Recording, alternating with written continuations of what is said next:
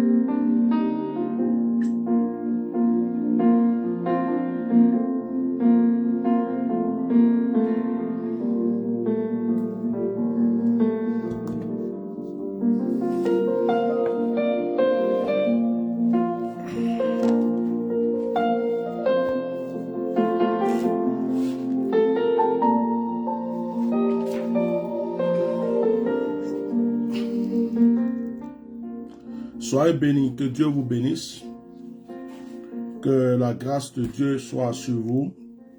Veuillez partager massivement ce direct. Alors, avant de rentrer dans notre direct de prière, notre direct prophétique, avant de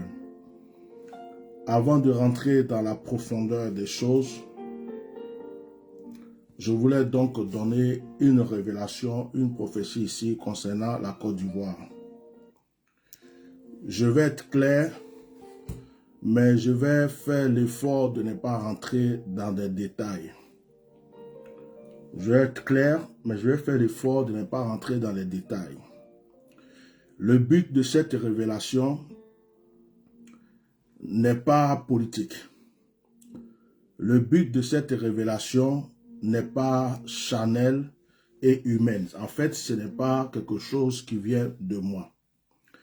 Et cette révélation est pour tous les Ivoiriens, que ce soit de n'importe quel parti politique, du nord, du sud, de l'est, de l'ouest, que ce soit des musulmans, que ce soit des chrétiens, que ce soit des gens, des personnes du RHDP, du PDCI, RDA, de tout ce que vous voulez. Ce n'est pas une révélation qui concerne une seule personne ou un groupe. Quand il pleut, ça tombe sur tout le monde. La pluie ne choisit pas aujourd'hui de tomber sur la tête de ceux qui sont au nord et laisser ceux qui sont au sud, ou tomber sur la tête de ceux qui sont de tel parti ou tel autre parti. Je l'ai dit hier que je ne rentre pas dans les problèmes politiques, ce qui veut dire que la révélation que je donne tout à l'heure n'a rien à voir avec un sujet politique. Aujourd'hui, j'ai pris toute la journée, nous sommes vers la fin de l'année, je prends des moments pour jeûner. J'ai pris toute la journée dans la prière et dans le jeûne. Et au moment où je priais pour terminer mon jeûne, j'ai reçu une vision. La vision que j'ai reçue m'a un peu effrayé. C'est une vision qui concernait la Côte d'Ivoire. Pendant que j'étais en train de prier, de remercier Dieu, ma pensée est toujours sur mon pays. C'est un pays que j'aime beaucoup, c'est un pays dans lequel je suis né, j'ai grandi avant de voyager un jour. Et ce pays-là est ma mère. Ce qui fait que dans n'importe quelle prière que je fais, mes pensées sont sur ce pays. Alors,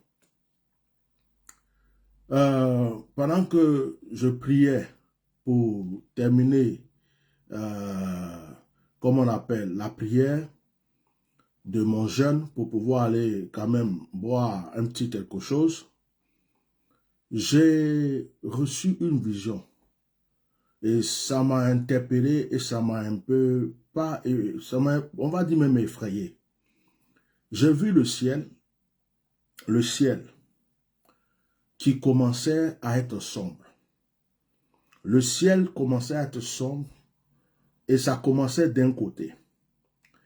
Ça dit que c'est comme la partie nord et la partie ouest. Le ciel s'assombrissait au fur et à mesure pour se rapprocher du sud. Ça se rapprochait du centre pour aller vers les autres points cardinaux. Et je regardais le ciel qui s'assombrissait. C'est bizarre parce que ce n'était pas des nuages qui faisaient que le ciel devenait noir. Il y avait deux sortes de, je ne sais pas si on peut les appeler des insectes, comme vous voulez. Il y avait des gens comme des criquets, très noirs, et des mouches qui volaient ensemble. Des criquets très noirs, c'est très noir, et puis des mouches qui volaient ensemble. Et ça remplissait le ciel. Et au fur et à mesure que ça remplissait le ciel devenait sombre. Ça devenait noir. Donc tu voyais une partie du ciel qui était éclairée et tu voyais une partie du ciel qui était noire.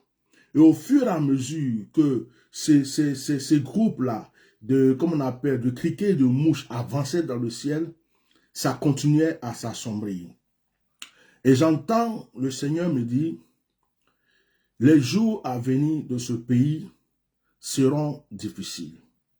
Il y aura des moments difficiles. Et dans cette année 2024 qui arrive, il faut que vous redoublez de prière.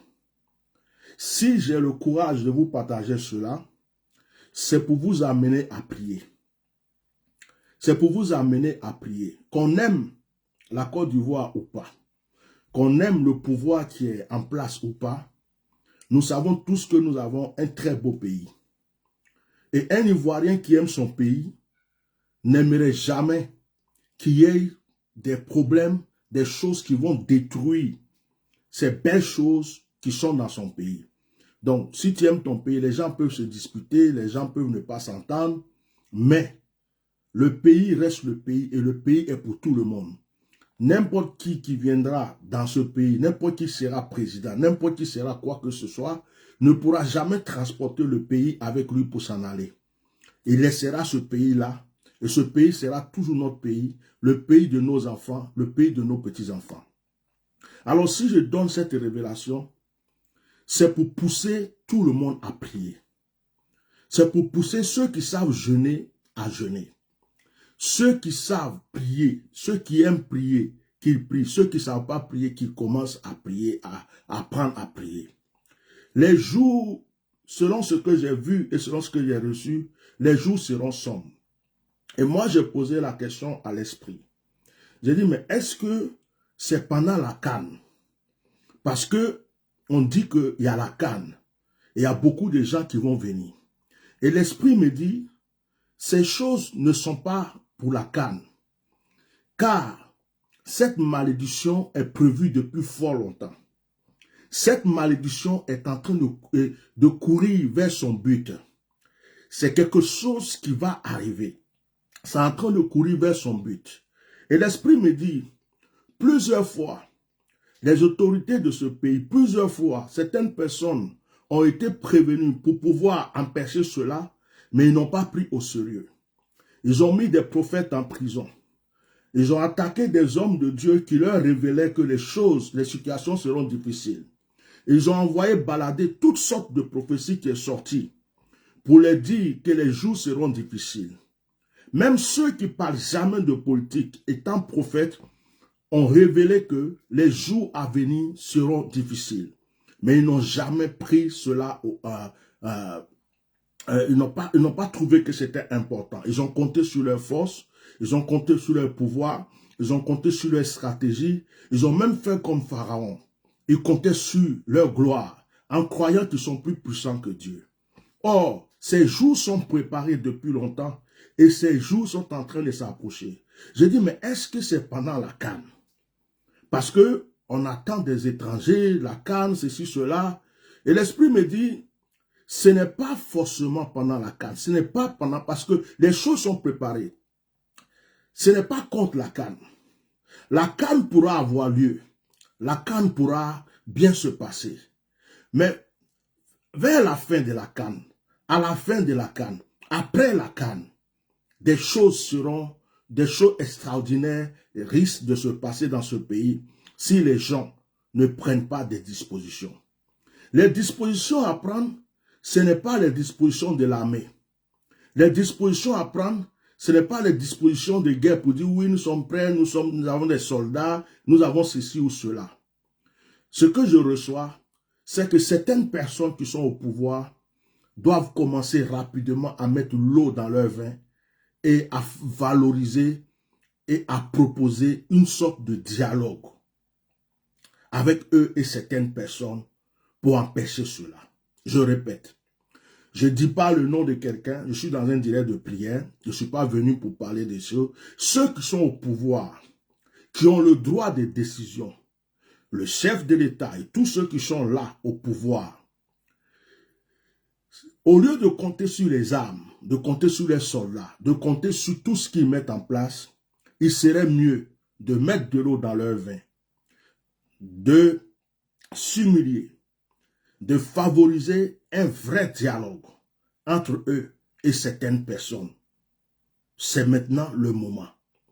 Cela peut empêcher beaucoup de choses.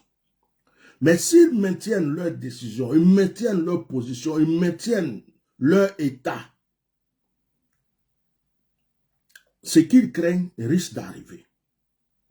Je dis que je ne veux pas rentrer dans les détails. Les détails sont pour moi, pour mes prières. Les détails sont pour moi et pour mes prières. Et je vous ai dit hier que je ne vais plus m'asseoir, défendre certaines choses comme si je faisais la politique. Moi, je parle ici en tant que serviteur de Dieu. Je parle pour tout le monde. Pour celui qui est à gauche, pour celui qui est à droite, je parle pour le bien de tout le monde. Alors, je dis, mais comment ça sera quoi? Ça sera pendant la Cannes? Est-ce qu'on va avoir une mauvaise réputation pendant la Cannes pour dire que, oh, il dit non, les choses sont en place depuis longtemps. Les choses s'approchent depuis longtemps. Les choses vont s'amplifier et se positionner pendant la Cannes. Et les choses vont prendre de l'ampleur vers la fin de la Cannes et après la Cannes. Je dis, mais dans ces conditions, que devons-nous faire? Nous devons prier. Nous devons prier. Et l'Esprit me dit, n'oublie pas qu'il y a un roi de ce pays qui est mort, qui n'a pas encore été enterré. Qu'il soit enterré, et vous verrez. Alors moi, bien aimé, ce n'est pas un direct en parlant du roi qui est mort, qui n'est pas enterré, je précise que ça parle du président Bédié. Qu'il soit enterré, vous verrez. En parlant de ce sujet, je ne suis pas ce soir venu faire un direct. D'ailleurs, même ça ne faisait pas partie du direct que j'ai préparé ce soir. C'est juste qu'après ma prière, j'ai reçu cela et il fallait que je le dise. Bien-aimé, ce que je peux te dire, que tu m'aimes pas, que tu croyes à mes révélations. Peut-être que certaines de mes révélations, tu trouves peut-être que ça ne s'est pas encore accompli. Donc, tu te poses des questions. Mais mets ça sur une balance et sache que j'ai révélé des choses. J'ai même dit à certaines personnes, tu vas mourir. Ils sont morts. J'ai dit à des gens, j'ai dit à quelqu'un que vous connaissez que je vais taire le nom. J'ai dit, personne ne savait qu'il était malade. Je suis venu m'asseoir. Il était aux États-Unis, je suis en France. Je lui ai dit, je t'ai vu malade. Je t'ai vu en train de maigrir au fur et à mesure. J'ai décrit la maladie. Et je me demandais si c'était le sida ou si c'était quelle sorte de maladie. Donc j'ai dit 2 sortes de maladies. La vidéo circule. Je ne vais pas dire le nom de la personne. La personne, je lui ai dit qu'elle devait me contacter pour qu'on prie. La personne ne l'a jamais fait. Elle est restée dans sa position. C'était une personne qui m'avait aussi insulté une fois. La personne est partie. Je me suis assis ici. J'ai dit à un homme politique, je lui ai dit, cette fois-ci, tu vas mourir. Parce que là où je te vois partir là, ce que je viens de voir, c'est pas bon. 1 mois après, il est parti. 6 mois avant, j'ai vu que notre frère, le colonel Ouattao, devait être empoisonné. J'ai prévenu, personne ne m'a écouté. On m'a plutôt injurié. C'est arrivé. Quand je parlais de la santé du premier ministre Gon Coulibaly, personne ne m'a écouté. On a cru que c'était normal, que l'argent peut arrêter la mort. Personne ne m'a écouté. Aujourd'hui, il est dans le tombeau. Donc, même quand on n'aime pas quelqu'un, et que souvent on sait que cet homme-là, sur 3 ou 5 prophéties, il y a au moins 3 qui se sont accomplies, ou il y a au moins 4 qui se sont accomplies, à un certain moment, même s'il y a une qui tarde, ou il y a une qui ne s'est pas encore accomplie, à un certain moment, il faut faire attention à la bouche de cette personne. Donc, tout ce que je demande, c'est pardon à tous les Ivoiriens de prier, de prendre leur disposition pour prier. Parce que ça va vous surprendre. Quand certaines choses vont arriver, ce temps-là, vous n'aurez plus le temps de prier. Vous allez vous chercher. Le confort que vous avez là, ça va être un peu bousculé. Que Dieu nous aide. Et prions pour notre pays. C'est par amour pour mon pays que je suis assis en train de dire ce que je suis en train de dire. Vous savez, qu'on veuille ou pas, ça va chauffer. Et je vous dis, enregistrez cette vidéo, cette petite partie, jusqu'au milieu de cette année 2024, jusqu'à ce qu'on entende juin, jusqu'à ce qu'on entende juillet, il y a un grand événement, quelque chose qui va se passer dans ce pays. Ça va surprendre beaucoup de personnes. Je me tais parce que je ne vais pas donner des détails. Mais il y a quelque chose qui va se passer auquel beaucoup de personnes ne s'attendaient pas. Car Dieu lui-même a déjà levé sa main. Je vous dis cela. L'Esprit de Dieu ne me donne plus la possibilité de donner des détails. Donner des détails, c'est peut-être vouloir prouver que je suis prophète. Donner des détails, c'est certainement, tellement que je veux montrer aux gens que j'ai été précis, j'ai dit des choses. Je peux fauter parce que ce que Dieu n'a pas voulu que je dise, j'ai dit. Et s'il y a quelqu'un que Dieu veut frapper par ma faute, quelque chose va se passer et le Seigneur dira c'est de ta faute. Et donc, je dis peu comme je dois le dire, je garde le reste pour moi, pour la prière. Je répète, jusqu'en juillet, entre juin et juillet, c'est-à-dire jusqu'au milieu de cette année, jusqu'au 6e mois même de cette année, à ce qu'on arrive au 7e mois, il y a un événement qui va se passer. Et cet événement-là, ça ne sera pas des hommes qui vont le créer. Cet événement-là, ça ne sera pas un homme qui va faire ceci ou cela. Dieu a déjà levé sa main pour quelque chose. Dieu a déjà levé sa main. Et cette nouvelle va bouleverser beaucoup de personnes. Cette nouvelle-là va effrayer beaucoup de personnes. Parce que quelque chose auquel personne ne s'attendait va arriver en 2024. Prions. Prions. Et prions. Je profite, puisque ça fait partie un peu du direct que je vais faire, je profite pour donner une parole de consolation à tous les réfugiés parce que j'ai une compassion pour les réfugiés, j'ai une compassion pour ceux qui sont en exil, j'ai une compassion, il y a des gens qui sont en exil, ils n'ont même pas encore les papiers, ils ne peuvent pas vivre à l'aise comme nous autres, ils ne peuvent pas se déplacer comme nous autres. J'ai une compassion pour ceux qui sont en prison, leur maman décède, leur papa décède, ils ne peuvent pas aller aux funérailles. Leurs enfants, ils font des enfants, ils ont des petits-enfants, ils ne peuvent pas voir leurs petits-enfants. Leurs enfants ont eu des diplômes ou ont évolué dans certaines choses, ils ne peuvent pas les prendre entre les bras. Vraiment, souvent je me dis, quelque chose qui est passé depuis 13 ans ou depuis 15 ans, on peut oublier, se pardonner et puis avancer. On peut libérer ces personnes. On peut laisser rentrer les exilés. On peut s'embrasser les uns les autres. On peut se tenir la main. On peut marcher ensemble pour créer quelque chose, notre atmosphère nouvelle. Mais c'est moi qui pense ça. Tout le monde ne pense pas la même chose que moi. Parce que le pardon, la réconciliation, l'amour apporte plus de bénédictions que la haine et la rancune. Donc, avoir la haine et la rancune, c'est activer toujours la douleur dans certains cœurs. Donc, je pense à tous ceux qui sont en exil, tous ceux qui sont réfugiés quelque part, qui par faute de moi ne peuvent plus rentrer dans leur pays, tous ceux qui sont des prisonniers aujourd'hui.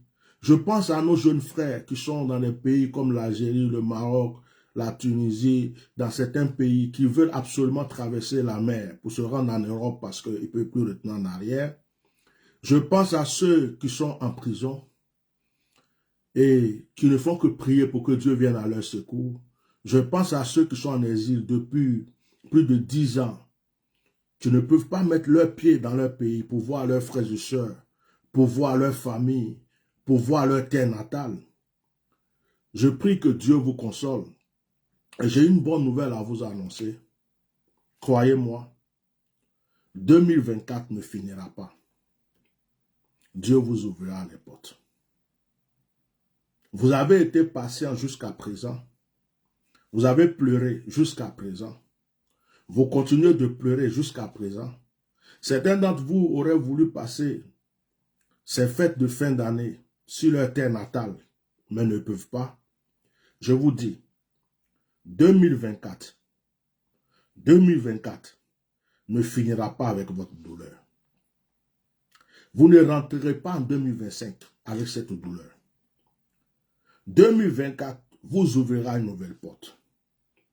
J'ai dit, 2024 vous ouvrira une nouvelle porte. Que ces paroles soient scellées. Que ces paroles soient enregistrées. Que ces paroles soient gardées au chaud. Parce que ce ne sont pas les paroles d'un homme. Ce sont les paroles qui sortent de la bouche de Dieu lui-même à travers un homme. Le Seigneur a entendu tes pleurs. Il a entendu tes douleurs. Il a vu ta souffrance pendant des années. Le temps de ta consolation est arrivé. Que Dieu vous bénisse. Que le Seigneur prenne soin, impose la main à notre nation. S'il est encore possible qu'il touche le cœur du président, des autorités, ceux qui sont dans la politique, pour que beaucoup de choses soient apaisées, qu'il le fasse. S'il peut encore apaiser des cœurs, créer des réconciliations, des vraies réconciliations, qu'il le fasse. Mais je demande à une chose, si des temps sombres arrivent, je demande une chose à Dieu, garde la nation et garde la population. Occupe-toi seulement de ceux qui sont concernés, mais que cela ne touche pas le peuple, que cela ne touche pas la nation. Prions chaque jour pour notre pays. Prions chaque jour pour notre pays. Que Dieu vous bénisse. En ce qui concerne cette révélation, je vais m'arrêter là. Je vous demande de l'enregistrer, de couper même si vous voulez, de faire vos montages, ce que vous voulez avec, de le garder précieusement, parce que cette parole qui est sortie de ma bouche s'accomplira. Cette révélation que je viens de donner ne vient pas d'un homme. Que Dieu vous bénisse. Je ne le dis pas à la faveur d'un parti ou d'un autre. Je ne le dis pas à la faveur de qui que ce soit. Je le dis parce que Dieu me dit, des moments sombres arrivent. Et ce que je rajoute, quand ces moments sombres arriveront, Dieu frappera des grands. Il frappera des chefs religieux. Il frappera des églises. Les gens vont courir dans tous les sens. Et beaucoup de gens verront leur confort détruit. Commencez à vous repentir. Votre château n'est qu'un château de sable. Ça peut se briser à n'importe quel moment. L'Éternel vous a parlé. Pour ceux qui se croient trop grands, trop forts, trop puissants, ceux qui croient qu'ils ont tellement d'argent, ils ont déjà beaucoup de maisons, ils ont déjà beaucoup de voitures, ils sont déjà assis. Le Dieu que je sers me charge de vous dire que ce que vous avez n'est que de la paille. Il suffit qu'il souffle là-dessus. Vous ne verrez plus rien. Commencez à vous repentir. Commencez à vous abaisser. Commencez à prier sincèrement. Que le Seigneur vous bénisse. Alors, la deuxième partie de mon annonce, avant qu'on prie, c'est que dans mon moment de prière de tout à l'heure, le Seigneur m'a donné encore une révélation pour une action prophétique. Je ferai une vidéo spécialement pour ça que vous devez partager aux uns et aux autres. De cette fin d'année jusqu'au 15 janvier, de cette fin d'année, là, jusqu'au 15 janvier, on va se donner maximum 3 semaines, à peu près. Nous allons faire une action prophétique qui démarre aujourd'hui.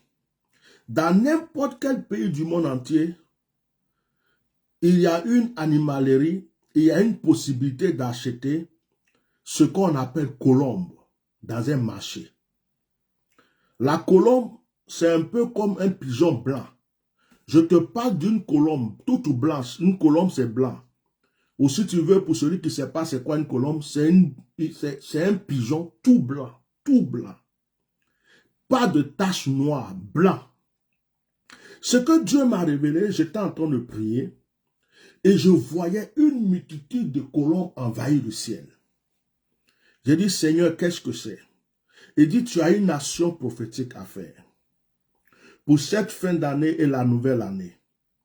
Si quelqu'un a un sujet important, quelqu'un décide, demande à ce que l'Éternel fasse quelque chose pour lui et qu'il croit en ton notion, qu'il participe à cette action. Quelle est cette action, Seigneur? Demande à tous ceux qui veulent participer, premièrement, de s'acheter une colombe blanche. En fait, c'est déjà blanc, une colombe. De s'acheter une colombe.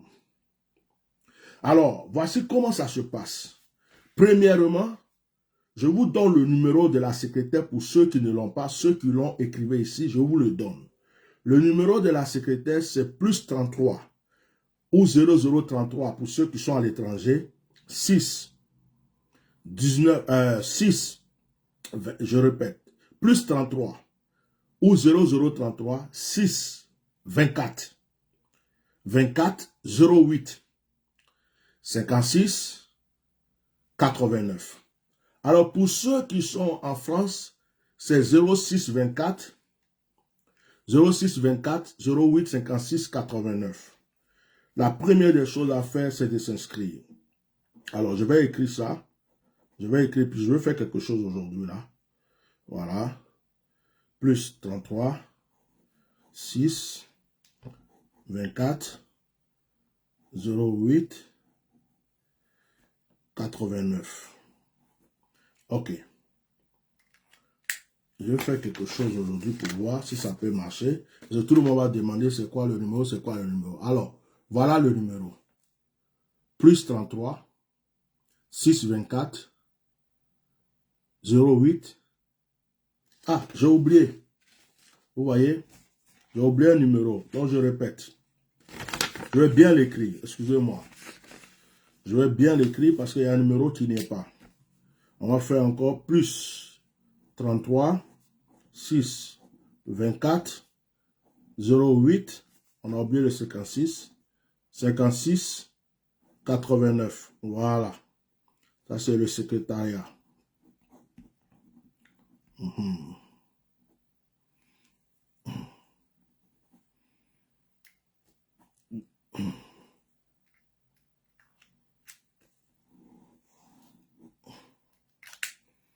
Voilà.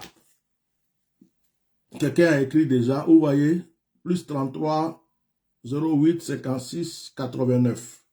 Voilà. Bon.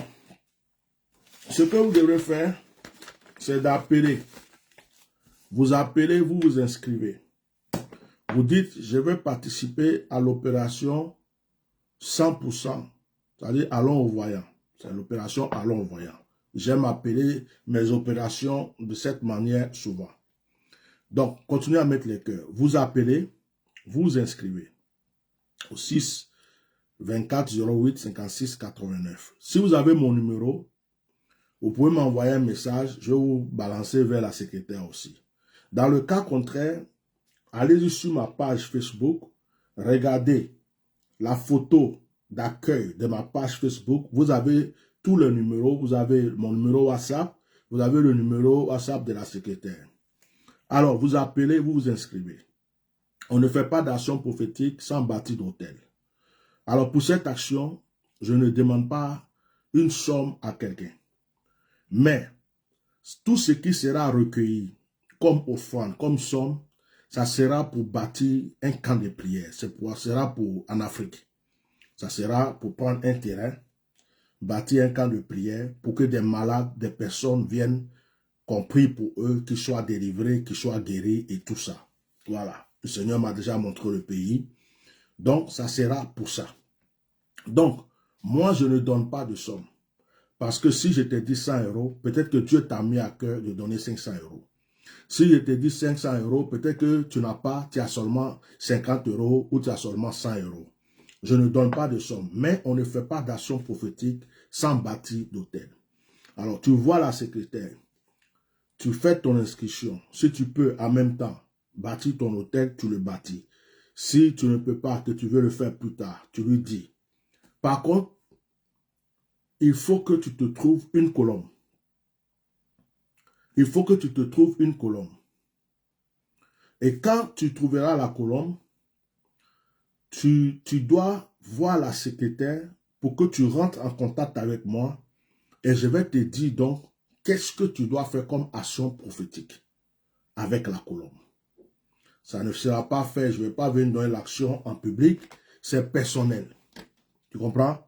Je vais t'expliquer quelle est l'action que tu dois poser, quelle prière tu dois faire, pourquoi tu as la colombe dans la main. Est-ce que vous comprenez?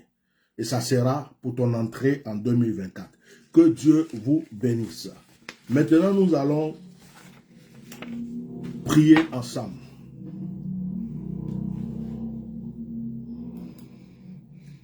Je ferai une vidéo pour expliquer cette action prophétique pour que ça soit indépendant du direct, pour que ceux qui veulent, qui n'ont pas bien compris, puissent le comprendre. Voilà. Que Dieu vous bénisse, que Dieu vous bénisse. Alors, partagez le direct, mettez les cœurs. C'est bizarre que les vues ne montent pas. Je ne sais pas si c'est une attaque, c'est quoi encore. Alors, c'est à vous de partager, de faire monter les vues, de faire monter les vues. Partagez le direct. Est-ce qu'une personne peut prendre sa Bible? Est-ce qu'une personne peut prendre sa Bible dans 2 Rois, le chapitre 7? 2 Rois, le chapitre 7. Nous sommes à un moment prophétique qui s'appelle « Seigneur, localise-moi ». 2 Rois, chapitre 7. 2 Rois, chapitre 7. Nous faisons un direct aujourd'hui. Nous faisons un direct demain. Voilà. Et puis, nous rentrons dans l'année. 2 Rois, chapitre 7. Il est écrit dans 2 Rois, chapitre 7. Élisée dit, écoutez la parole de l'Éternel, ainsi parle l'Éternel. Demain à cette heure, on aura une mesure de fleurs de farine pour un cycle et 2 mesures d'orge pour un cycle à la porte de Samarie. L'officier sur la main duquel s'appuyait le roi répondit à l'homme de Dieu, « Quand l'Éternel ferait des fenêtres au ciel, pareille chose arriverait-elle » Et Élisée dit, « Tu le verras de tes yeux, mais tu n'en mangeras point. » Et il y avait à l'entrée de la porte 4 lépreux. Quelqu'un peut écrire 4 lépreux. Qui se dit l'un à l'autre, « Quoi, resterons-nous ici jusqu'à ce que nous mourions? Si nous songeons à entrer dans la ville, la famine est dans la ville et nous y mourrons. Et si nous restons ici, nous mourrons également. Allons nous jeter dans le camp des Syriens. S'ils nous laissent vivre, nous vivrons. Et s'ils nous font mourir, nous mourrons. » Il partit donc au crépuscule pour se rendre au camp des Syriens. Et lorsqu'il fut arrivé à l'entrée du camp des Syriens, voici, il n'y avait personne. Le Seigneur avait fait entendre dans le camp des Syriens un bruit de chars et un bruit de chevaux, le bruit d'une grande armée, et ils s'étaient dit l'un à l'autre, « Voici le roi d'Israël a pris à sa sorte contre nous les rois d'Étiens et les rois des Égyptiens pour venir nous attaquer. » Et ils se levèrent et prirent la fuite au crépuscule, abandonnant leurs tentes, leurs chevaux et leurs ânes, le camp tel qu'il était, et ils s'enfuirent pour sauver leur vie. Continuez à mettre les cœurs, continuez à partager. Vous êtes assis un direct de prière qui est seulement à 28 vues. Donc, c'est pas normal, c'est à vous de partager. C'est pour la prière, c'est pour aider les autres. C'est pas du temps perdu. Les lépreux étant arrivés à l'entrée du camp, pénétraient dans une tente, mangeaient et burent, et en emportaient de l'argent, de l'or et des vêtements qu'ils allaient cacher, et revinrent pénétraient dans une autre tente et en emportaient des objets qu'ils allaient cacher. Puis ils se disent l'un à l'autre, « Nous n'agissons pas bien. Cette journée est une journée de bonnes nouvelles. Si nous gardons le silence et si nous attendons jusqu'à la lumière du matin, le châtiment nous atteindra. Venez maintenant et allons informer la maison du roi. » Ils partirent et ils appelaient les gardes de la porte de la ville, auxquels ils firent ce rapport, « Nous sommes entrés dans le camp des Syriens, et voici, il n'y a personne. On n'y entend aucune voix d'homme, et il n'y a que des chevaux attachés, des ânes attachés, et les tentes comme elles étaient. » Les gardes de la porte crièrent, et ils transmirent ce rapport à l'intérieur de la maison du roi. Le roi se leva de nuit, et il dit à ses serviteurs, « Je veux vous communiquer ce que nous font les Syriens. Comme ils savent que nous sommes affamés, ils ont quitté le camp pour se cacher dans le champ, et ils se sont dit, quand ils sortiront de la ville, nous les saisirons vivants et nous entrerons dans la ville. » L'un des serviteurs du roi répondit, « Que l'on prenne 5 des chevaux qui restent encore dans la ville. Ils sont comme toute la multitude d'Israël qui est restée. Ils sont comme toute la multitude d'Israël qui dépérit, et envoyons voir ce qui se passe. » Est-ce que vous continuez à mettre les cœurs? Est-ce que vous continuez à mettre les cœurs?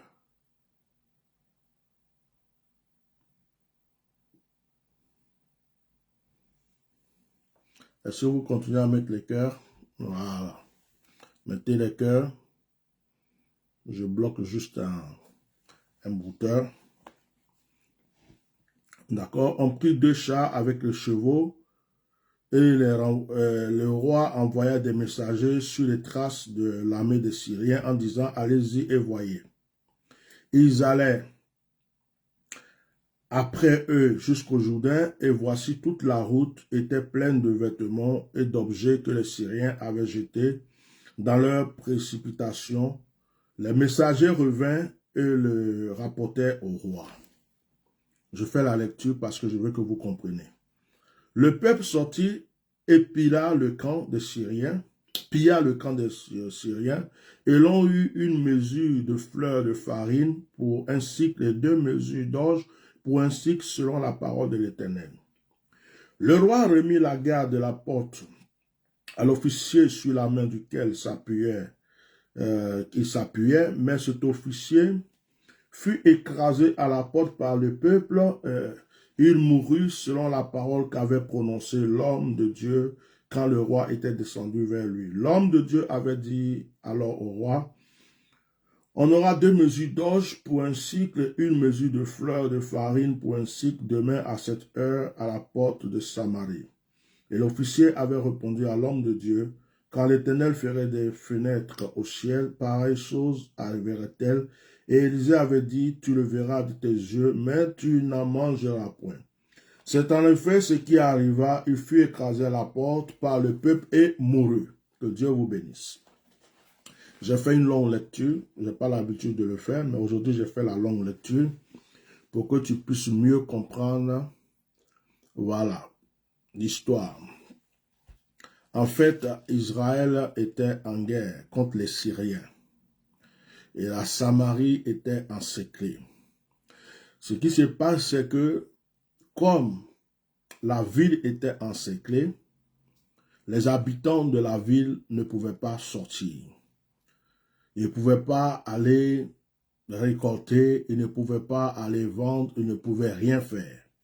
Donc à un certain moment, ça commençait à être la famine. Les gens ont commencé à avoir faim. Les gens ont commencé à souffrir. Parce que l'ennemi qui était puissant était à la porte. L'ennemi qui était dangereux était à la porte. Donc personne n'osait sortir.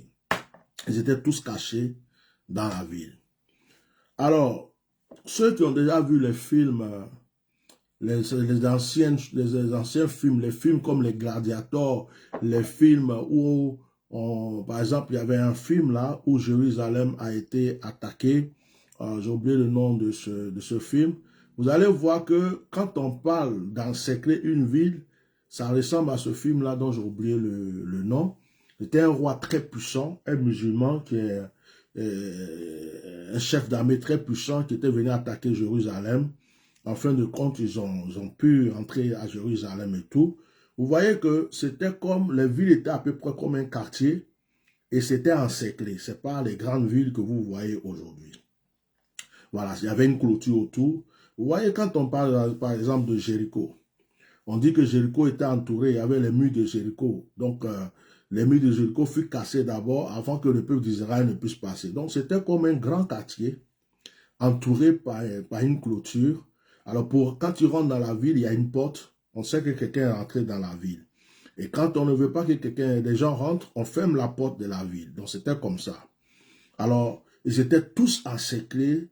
Ils étaient encerclés du moins, ils étaient tous cachés dans la ville. Personne ne pouvait sortir. Donc, à un certain moment, il a commencé à avoir la famine, la faim. Les gens ont commencé à maigrir. Ce n'était pas facile.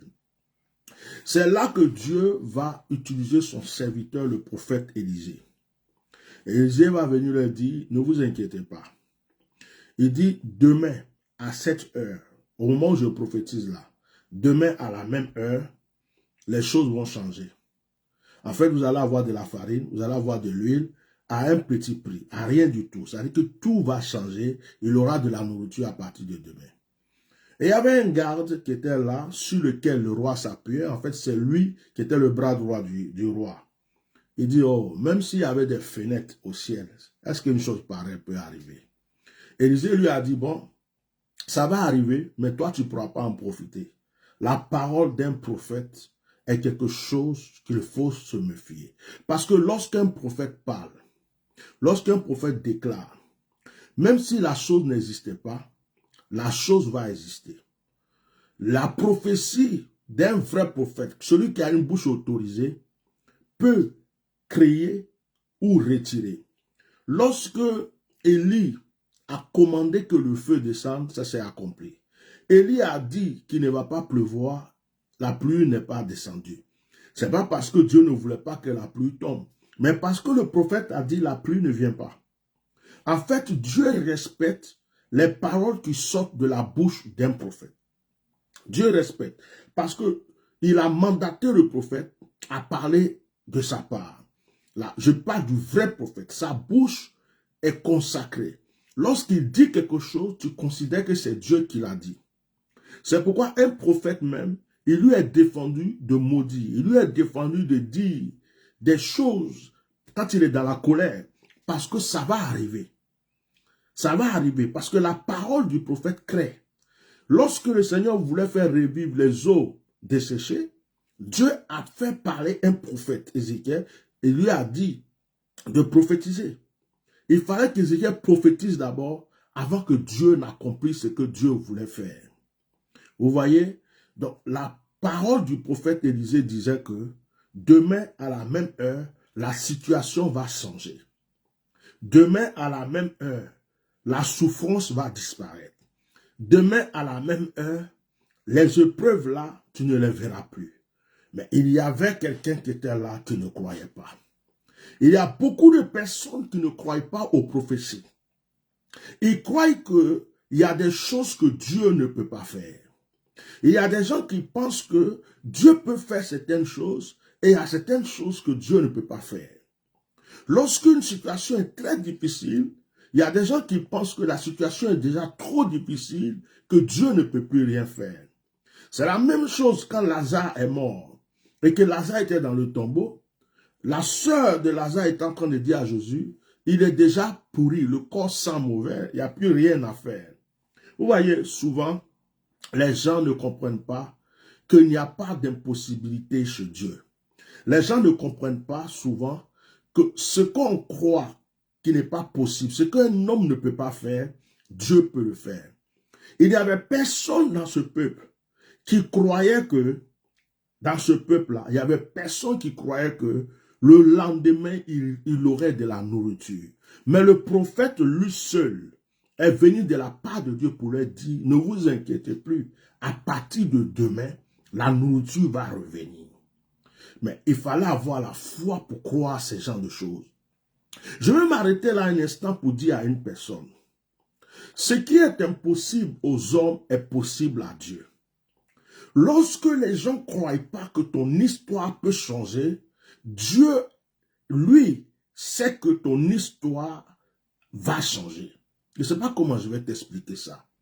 En fait, tu ne dois pas croire que la situation est impossible. Parce que tout est possible à Dieu. Ce sont ces genres de messages que j'essaie de vous donner en cette fin d'année.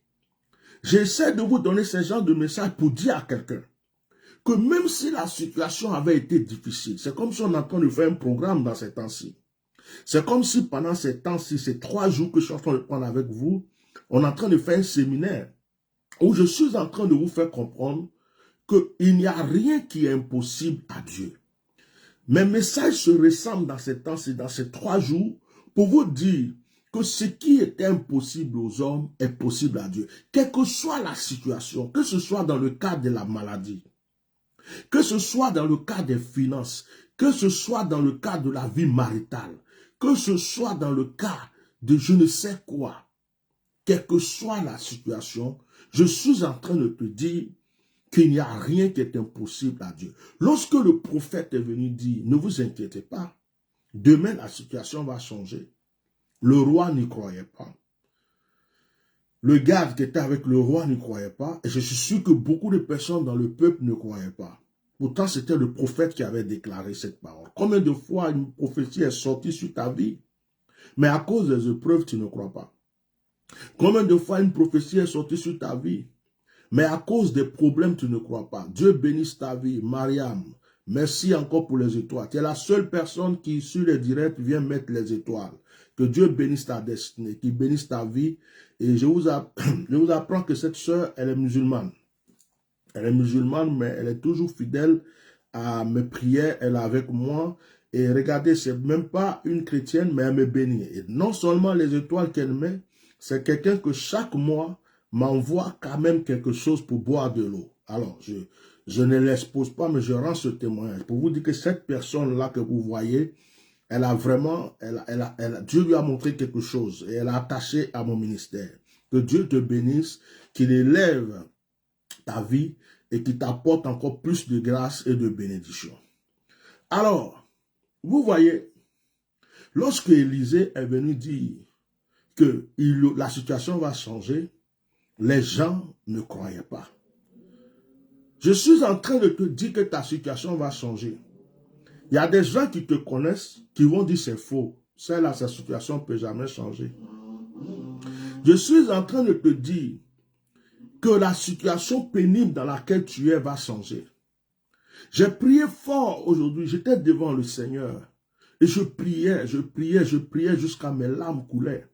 Je priais pour moi, je priais pour mes enfants spirituels, je priais pour tous ceux qui croient à mon ministère, je priais pour tous ceux qui ont une situation bloquée, qui sont venus vers moi pour une prière, pour un sujet. Je parlais à Dieu, je lui demandais d'intervenir. Et j'ai dit une chose au Seigneur. J'ai dit, il n'y a que toi seul qui peux le faire. Il n'y a que toi seul qui peux le faire. Vous savez, c'est après ma prière que Dieu m'a donné ce passage. C'est après mon moment de prière. Je me suis mis à genoux, j'ai prié. C'est quand je me suis levé que le Seigneur m'a donné ce passage. Et que le Seigneur me dit, ce qui est impossible aux hommes, Dieu peut le faire. Les Syriens avaient une armée très forte, ils étaient puissants, ils faisaient peur aux enfants d'Israël. Donc les enfants d'Israël se sont barricadés, ils se sont enfermés, ils étaient là-bas en train de souffrir, ils avaient faim, ils ne pouvaient pas sortir parce qu'ils avaient peur de l'adversaire. Il y a une épreuve qui te fait peur, il y a quelque chose qui te fait souffrir, mais Dieu a la solution. Maintenant, ce qui se passe, c'est que quand Dieu va venir agir pour toi, il ne te montre pas quel est le chemin qu'il prend. Il ne te dit pas de quelle manière il va agir, mais il t'envoie la solution là où tu n'espérais même pas, là où tu ne pensais même pas. La Bible déclare qu'il y avait 2 lépreux, 2 personnes oubliées, 2 personnes rejetées, 2 personnes qui n'avaient pas le droit de rentrer dans la ville. 2 personnes, personne ne se souciait d'eux, personne ne se disait, mais attends, les 2 lépreux qui sont au dehors là, si les Syriens les tuent, personne ne pensait à eux. C'est comme si on les avait livrés. Ils étaient 2 lépreux, ils étaient là, devant la ville. 2 pauvres personnes, 2 pauvres lépreux. C'est eux que Dieu va utiliser pour sauver le peuple. 2 lépreux. Dieu va utiliser ceux qui étaient rejetés. J'ai dit un jour à quelqu'un, si Dieu veut, il peut prendre un sorcier pour tuer un sorcier pour toi. Si Dieu veut, il peut prendre un démon pour achever un démon pour toi. Si Dieu veut, il peut utiliser un mystique quelque part qui va tuer notre mystique à cause de toi. Si Dieu veut, il peut, c'est-à-dire qu'il y a des choses que Dieu va faire pour toi, tu ne vas même pas, Dieu ne va pas te dire, va égorger quelqu'un. J'ai fait un direct un jour, où j'ai dit dans mon direct, c'est moi qui ai tué Kassid Agito. Beaucoup de personnes ont dit, waouh, comment il peut dire qu'il a tué quelqu'un? Comment il peut dire qu'il tue? Comment il peut dire que cela? J'ai même une de mes filles qui m'avait envoyé un message pour dire, oh papa, j'ai été choqué quand j'ai appris que tu es un homme de Dieu et puis tu dis que tu as tué Kassid Agito. Mais ce que les gens doivent savoir, c'est que moi je suis en France. Lui, il est en Côte d'Ivoire, il était en Côte d'Ivoire. Je n'ai pas pris l'avion pour prendre un couteau pour aller l'égorger ni le tuer. Je n'ai pas pris un fusil pour tirer de la France jusqu'en Côte d'Ivoire puis ça l'a tué. Et ce que j'ai dit, c'est que les gens sont témoins qu'au moment où j'étais en train d'attaquer farouchement le certain Makosso d'avoir tué sa femme, cet homme est allé se réfugier sur ce monsieur. Et ce monsieur a pris de l'eau, je ne sais pas quoi. Il a fait des incantations devant tout le monde en public, ça a été filmé. Et il a dit aux yeux de tout le monde que la terre s'ouvre et que la terre tue tous ceux qui étaient en train de persécuter en ce moment Makosso. C'est-à-dire qu'il était en train de maudire et demander la mort de tous ceux qui étaient en train de dire que Makosso a tué sa femme. Bon, si Dieu n'était pas avec moi, peut-être que je serais déjà mort. Alors, quand je dis que c'est moi qui l'ai tué, ça veut dire quoi? Il a voulu me tuer. Et il y a eu le retour à l'envoyeur. C'est pas moi-même. Mais l'ange de Dieu qui me suivait a dit, ah, donc c'est Bishop Melchizedek que tu veux tuer. Ok, le sort que tu as lancé, prends, on te relance le même sort. C'est ce que je veux dire. Donc, c'est le mal qu'il a voulu me faire, qui est retourné contre lui. Donc, si je dis que c'est moi qui l'ai tué, en quelque sorte, c'est à cause de moi. Il ne fallait pas qu'il cherche à me tuer. Et ça, des gens n'ont pas compris. Oh, il dit qu'il a tué Kakuya Zitoberto. Moi, je n'ai pas le temps pour faire des incantations pour dire je tue quelqu'un. Mais lorsque quelqu'un veut me tuer et que j'apprends que la personne est morte, je dis à Dieu merci, le Seigneur m'a vengé. Le Seigneur m'a vengé. Parce que c'est comme une guerre. Quand la personne publiquement prend de l'eau vers sa terre, il fait des incantations pour prouver au monde entier qu'il est un puissant homme. Pour dire que la terre s'ouvre et avale tous ceux qui sont en train de l'attaquer, tous ceux qui sont en train de me... Attention. Donc le Seigneur, qui ne voulait pas que je meure, a pris ce sort et l'a renvoyé vers la personne qui l'a lancé, parce que celui qui l'attaquait en ce moment, Makoso, c'était moi. Ça veut dire quoi? Dieu m'a protégé. Donc, si je dis c'est moi, voilà, d'où le mot c'est moi qui l'ai tué, sort. Ça ne veut pas dire qu'il était là et puis il cherchait à le tuer, non. Il y a eu le retour à l'envoyeur. Il y a eu le retour à l'envoyeur. Comprenez quelque chose. Lorsque Dieu veut faire quelque chose pour vous, Dieu ne demande la permission à personne. Il y a des gens qui vont compter sur leur argent pour vous faire du mal. Il y a des gens qui vont compter sur leur pouvoir pour vous faire du mal. Il y a des gens qui vont compter sur leur relation pour vous faire du mal. Il y a des gens qui vont compter sur leur position pour vous faire des choses. Mais Dieu a la solution de vous relever. Les deux lépreux étaient devant la porte. Les gens avaient déjà prédit leur mort. Les gens avaient déjà dit que oh, ceux-là, ils vont mourir. Ceux-là, ils vont mourir. Les Syriens vont les découper en morceaux. Les gens avaient déjà dit, oh, on s'en fout de si eux ils meurent, c'est pas grave. Mais Dieu n'avait pas dit son dernier mot pour ces lépreux. Dieu n'avait pas dit son dernier mot pour ces lépreux. Pourtant, c'est le même Dieu qui a dit dans la Bible que lorsque quelqu'un a la lèpre, il ne faut pas qu'il rentre dans la ville. Ça veut dire que c'est des gens qui n'étaient pas dans la volonté de Dieu. C'est comme si c'est leur péché qui les avait rendus lépreux. Mais malgré que leur péché, d'après ce que la Bible dit, les a rendus lépreux et qui sont devant la vie, c'est ceux-là que Dieu vient prendre pour sauver ceux qui se croient saints, ceux qui se croient purs. Ils sont là, ils se disent, mais nous on risque quoi? Allons dans le camp des Syriens. Si on ne va pas, on va mourir de faim ici. Si on va, s'il veut nous tuer, qu'il nous tue. S'il veut nous donner à manger, il nous donne à manger, mais au moins on a essayé quelque chose.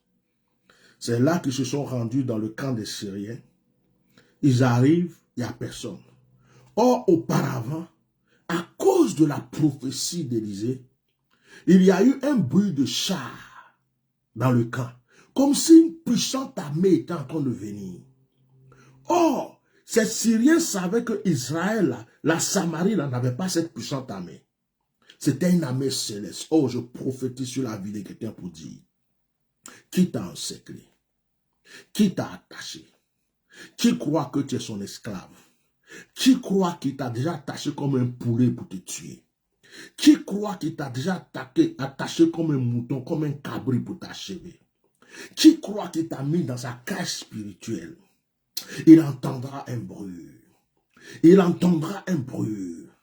Ça sera le bruit du char de l'Éternel. Ça sera le bruit de la marche des anges. Ça sera le bruit de l'armée céleste qui vient à ta délivrance. Je prophétise en m'arrêtant là pour dire à une personne, si tu étais déjà encerclé, tu étais attaché, tu étais lié quelque part, ceux qui t'ont attaché sont en ce moment précis en train d'entendre le bruit du char, en train d'entendre le bruit de la messe céleste. Je prophétise ta délivrance et ta liberté et je déclare puissamment un retour à l'envoyeur. Je suis en train d'annoncer que s'il y a des sorciers qui se sont levés pour toi, contre toi, je suis en train d'annoncer que c'est eux qui seront enterrés. Ceux qui ont la chance vont s'enfuir et vont se repentir. Aussi. Tu ne peux pas être le mouton, le poulet et le cabri de quelqu'un en cette fin d'année. J'interdis cela dans la vie de tous ceux qui me suivent. Ils avaient déjà dit que les lépreux, c'était fini pour eux. Ils avaient déjà dit que les lépreux, c'était fini. Il n'y avait plus rien à faire.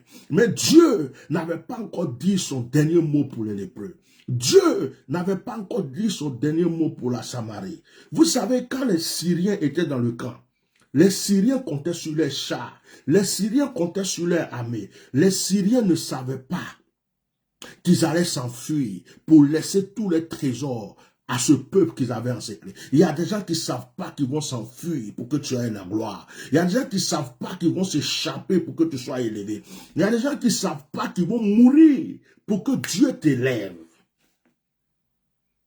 Parce qu'ils comptent sur les chars, ils comptent sur leur pouvoir, ils comptent sur leurs relations, ils comptent sur leur argent, ils comptent sur leur position, ils comptent sur la position qu'ils ont actuellement. Mais l'Éternel changera leur position en ta faveur. L'Éternel changera leur position en ta faveur. Aujourd'hui, c'est toi qui es en train de fuir. Aujourd'hui, c'est toi qui te caches. Demain, c'est eux qui se cacheront. Demain, c'est eux qui s'enfuiront. Aujourd'hui, c'est toi qui es en exil. Demain, c'est eux qui seront en exil. Aujourd'hui, c'est toi qui es en prison. Demain, c'est eux qui seront en prison. Aujourd'hui, c'est toi qui es immigré quelque part. Demain, ça sera eux qui seront immigrés. Je te l'annonce au nom de Jésus-Christ de Nazareth. Est-ce que quelqu'un peut m'écrire changement de situation? J'aime trop cette phrase. Changement de situation. Est-ce que quelqu'un peut m'écrire changement de situation? Les lépreux vont se lever. Pour une première fois dans l'histoire, des lépreux vont rentrer dans un camp où il y a de l'or. Les lépreux vont rentrer dans un camp où il y a la nourriture. Les lépreux vont rentrer dans un camp, oh my God, où tout ce qu'ils ont désiré dans leur vie, ils n'ont jamais eu. Toutes ces choses se trouvent là. Et ces lépreux vont se servir. Ils vont manger du foie gras. Ils vont manger comme du Viagra. Ils vont manger, comme on appelle, des nourritures succulentes. Ils vont goûter aux choses qu'ils n'avaient pas droit depuis des années. Et en plus, ils vont commencer à se revêtir avec des vêtements qui coûtent cher. Ils vont commencer à prendre de l'or pour mettre sur leur corps. Leur corps, il y avait la lèpre. Le lépreux ne savait pas qu'un jour il allait porter un bijou en or. Il ne savait pas qu'il allait porter un manteau si cher. Il ne savait pas qu'il pouvait avoir de l'or pour aller cacher quelque part. Voici des lépreux abandonnés, rejetés, qui deviennent riches à cause du changement de la situation. L'Éternel est capable de changer n'importe quelle situation, frère. L'Éternel est capable de changer n'importe quelle situation, ma soeur. Il suffit que Dieu se décide en ta faveur, les choses changent. Mais les gens qui sont dans la ville, ils ont cru que les lépreux étaient morts. Mais lorsque les lépreux sont venus, les lépreux ont crié, mais vous pouvez sortir, vous pouvez sortir. Les Syriens ne sont plus là. Nous sommes allés, il n'y a personne, on a mangé, on a bu, il y a de l'or, il y a tout ce qu'il faut. Les gens ne les ont pas cru. Mais regardez la suite de l'histoire. Ces lépreux ont été célébrés. Ces lépreux ont été célébrés.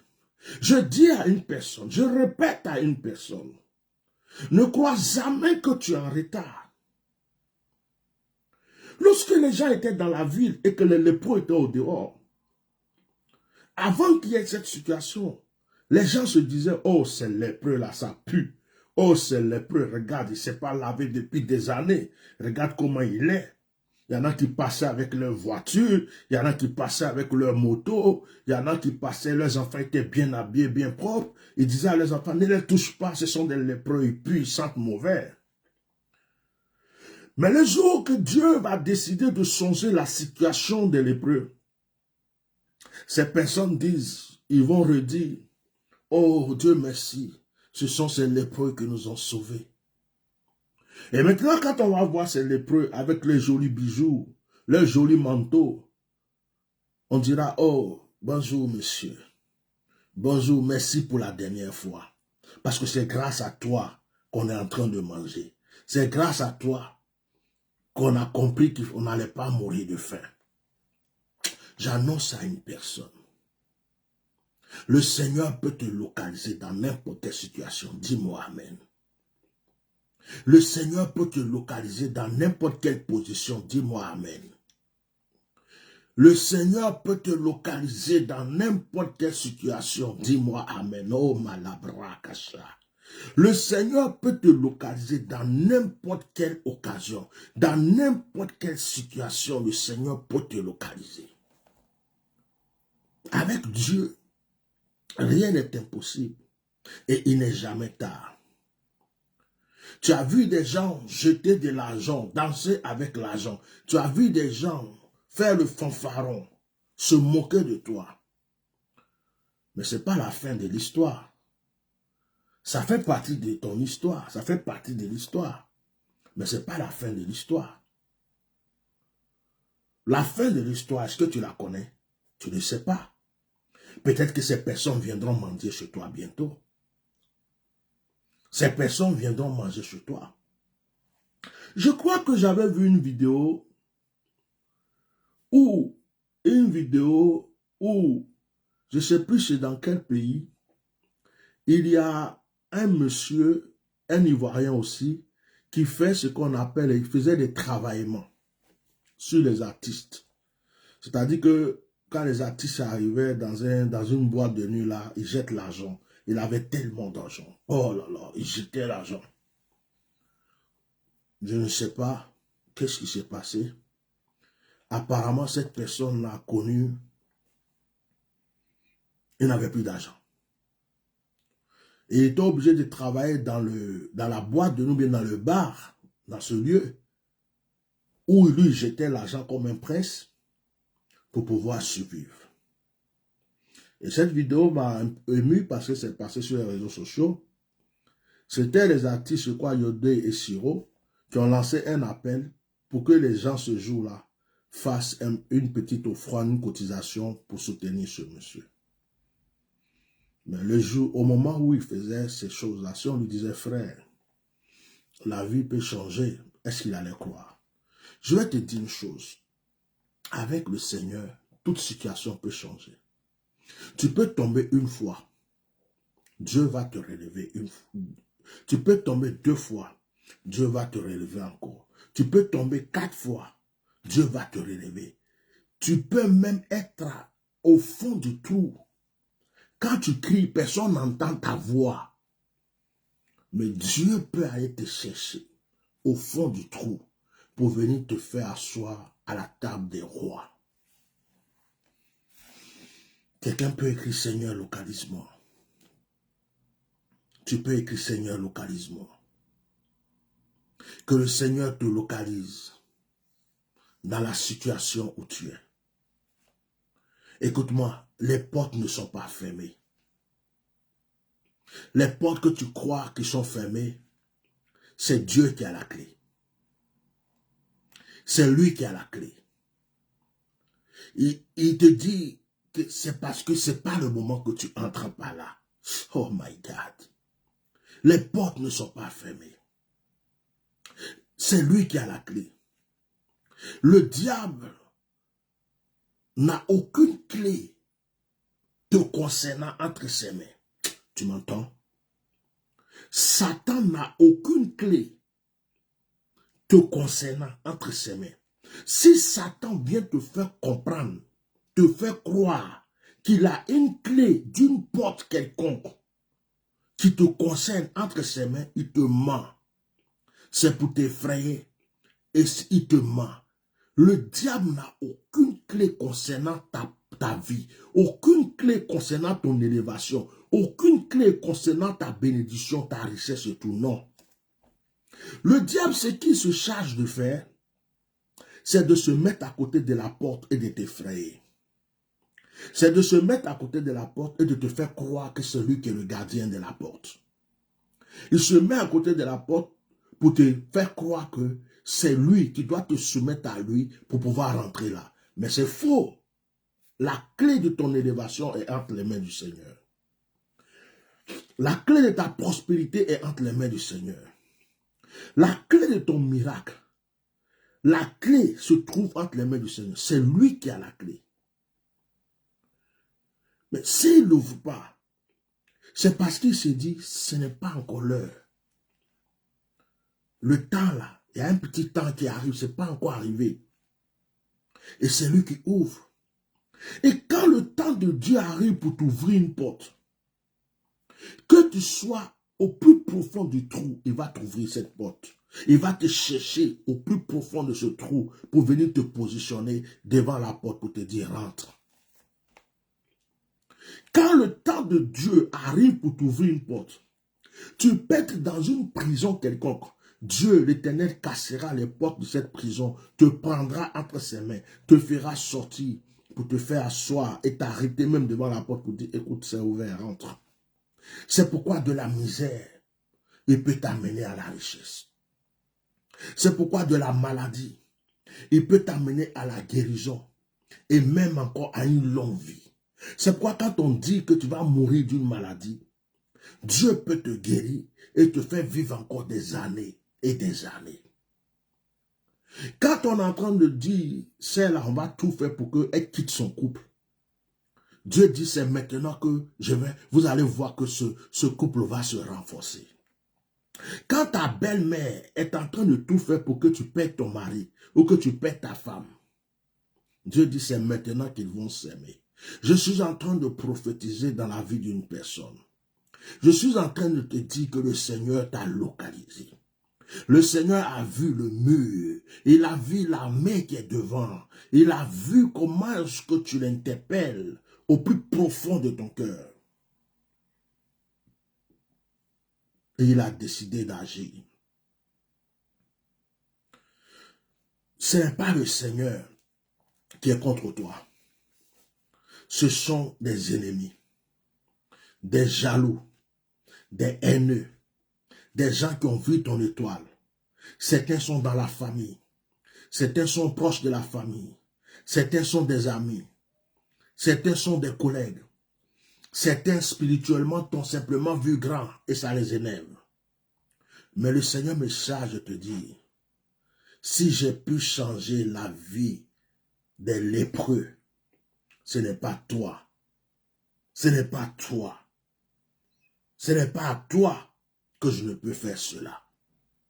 Que cette parole que je te prêche aujourd'hui, en cette fin d'année, dans ces moments, je vous donne que ces paroles. Que cette parole te fasse du bien. Lorsque j'ai prié ce soir, lorsque j'ai prié du moins aujourd'hui, et que j'étais presque en train d'arrêter mon jeûne, que je priais, le Seigneur m'a donné ce passage. Il m'a dit, regarde, les enfants d'Israël avaient faim, mais une prophétie a changé leur vie. Il me dit, regarde, il y avait des lépreux devant la porte. Tout le monde croyait qu'ils allaient mourir. Mais c'est eux qui ont été délivrés en premier. Et c'est eux qui ont sauvé le peuple.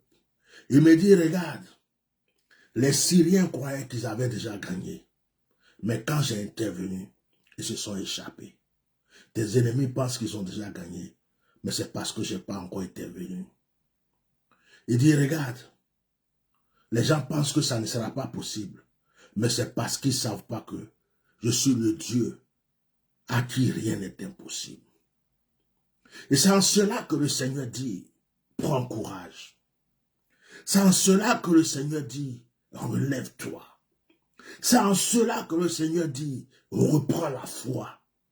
C'est en cela que le Seigneur dit, ne te décourage pas. C'est en cela que le Seigneur dit, sèche tes larmes. C'est une affaire de millions. C'est une affaire de milliards. C'est une affaire de tu es tout seul. C'est une affaire de ta personne. C'est une affaire de mariage. c'est une affaire d'enfantement. C'est une affaire de projet. C'est une affaire de quoi? Le Seigneur dit, je suis capable d'agir. Je suis capable de faire ce qui est impossible aux yeux des hommes. Et je le ferai pour toi. Que le Seigneur bénisse sa parole ce soir dans la vie d'une personne. Que l'Esprit de Dieu localise la vie d'une personne ce soir. Et que quelqu'un comprenne que des choses nouvelles vont démarrer dans sa vie et pour sa vie. Si tu crois cela, dis Amen. Si tu crois cela, dis Amen. Que la grâce de Dieu soit avec vous. Je prie que le Saint-Esprit te localise de là où tu es.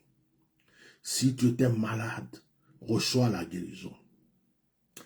Quelle que soit la douleur, qu'elle soit spirituelle, qu'elle soit physique, quel que soit ce que tu vis, de la manière que le Seigneur a délivré la Samarie, de la manière que le Seigneur a délivré et sauvé ces deux lépreux, de la manière qu'il a changé les destinées, leur histoire, que le Seigneur change la tienne. Je prie pour que cette année finisse avec les angoisses, que 2024 soit une année d'excellence pour chacun de nous. Je prie que tu puisses commencer à sentir la présence des anges, que tu puisses voir des anges, que les anges te parlent, que tu aies des révélations, que Dieu te montre certaines choses pour te réconforter. Que la grâce de Dieu soit sur toi, dans le nom puissant de Jésus de Nazareth. Amen. N'oubliez pas l'opération que j'ai lancée. Cette action que nous allons faire avec la colombe est très puissante. Je conseille à tout le monde, je ferai une vidéo tout à l'heure que je vais partager. Je te conseille, une colombe, tu peux la trouver partout dans le monde entier. C'est un pigeon blanc. Il y a des gens qui vendent, même en Afrique, il y en a. La chose que tu dois faire, c'est de t'inscrire, d'appeler la secrétaire de t'inscrire pour dire je veux participer. Deuxième des choses, c'est de bâtir ton hôtel, de faire cette offrande que nous allons prendre pour le terrain du camp de prière en 2024. Troisième des choses, c'est d'acheter ton pigeon. Quand tu achètes le pigeon, tu contactes la secrétaire pour dire je suis prêt, j'ai mon pigeon, elle te donne le rendez-vous. Je vais lui dire que le même jour que la personne a le pigeon, il faut que j'aie le rendez-vous avec la personne pour ne pas que le pigeon reste chez toi et qu'il meure. Et dès que tu es en contact avec moi, ou je ferai même une vidéo pour expliquer cette action-là. Oh, mais je ne vais pas le faire parce que les gens peuvent se partager facilement les vidéos et puis ça va être de la triche. Donc, dès que tu as ton pigeon, je te contacte et puis je te dis, voilà ce que tu dois faire. Voilà la prière que tu dois faire. Frère, ça changera ta destinée pour cette année 2024. Que le Seigneur soit avec vous. N'oubliez pas vos semences. N'oubliez pas, actuellement, nous avons des projets. Et il y a une église qui est en construction que je suis en train de soutenir.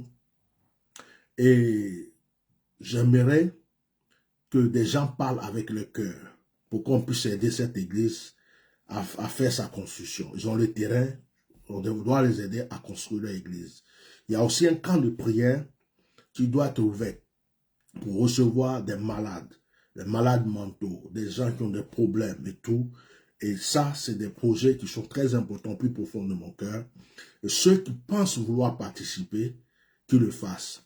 La troisième des choses, cette année, nous allons faire des croisades. Nous allons faire des programmes. Ceux qui ont des idées, ceux qui peuvent participer, ceux qui peuvent soutenir, vous êtes les bienvenus. Que la grâce du Seigneur soit sur vous. Shalom, shalom, shalom.